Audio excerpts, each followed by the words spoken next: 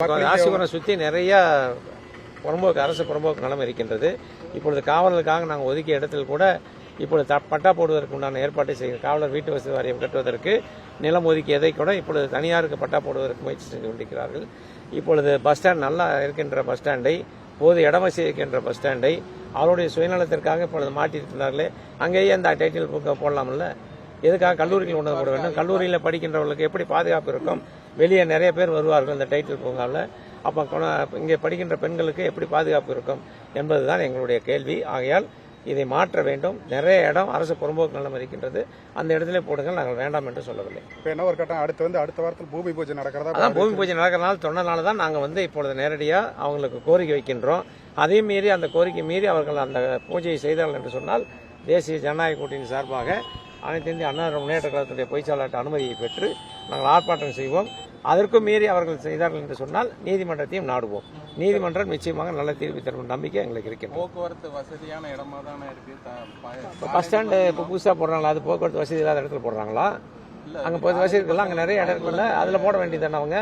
வேற அரசு புறம்போக்கு நிலம் நிறைய இருக்குது, அதில் போட்டு யாருக்காவது நீங்களே சொல்லுங்க. பத்திரிக்கையாளர் கல்லூரி நடக்குது, 3000 பேர் படிக்கிற இடத்துல, பெண் குழந்தைகள் இருக்கிற இடத்துல டைட்டில் பூங்கா கொண்டு வரும்போது வெளி ஆட்கள் நிறைய உள்ள வருவாங்க. யார் காலேஜுக்கு வர்றாங்க, யார் டைட்டில் பூங்கா வர்றான்னு தெரியுமா? அப்போ எப்படி அவங்களுக்கு பாதுகாப்பு கொடுக்க முடியும்? அதனால தான் நான் போட வேண்டாம்னு சொல்லல, வெளி இடத்துல போடுங்கன்னு சொல்கிறோம். இது மறுபடியும் காலேஜ் விரிவாக்கம் செய்யணும். நாளை தான் நிறைய கோர்ஸ் வர இருக்கு. அந்த கோர்ஸ் டைமில் நாங்கள் நிறைய கேட்க இருக்கின்றோம்.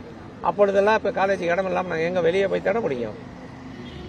இந்த கல்லூரியில் நிறைய தேசிய அளவில் மாநில அளவில் விளையாட்டு பதக்கங்கள் வந்து வேலைக்கு என்னங்க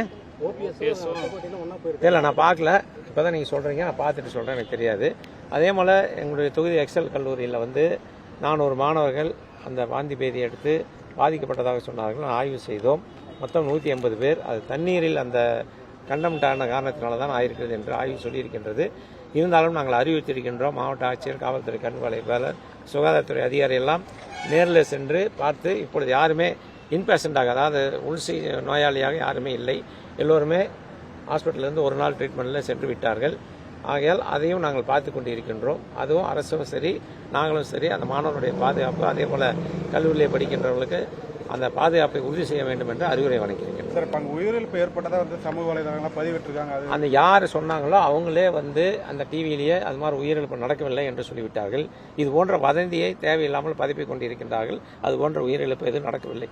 நேற்றைய தினமும் நான் இன்றைய தினம் 2 நாட்களும் ஆய்வு செய்து விட்டேன். ஆக உயிரிழப்பு எதுவும் நடக்கவில்லை.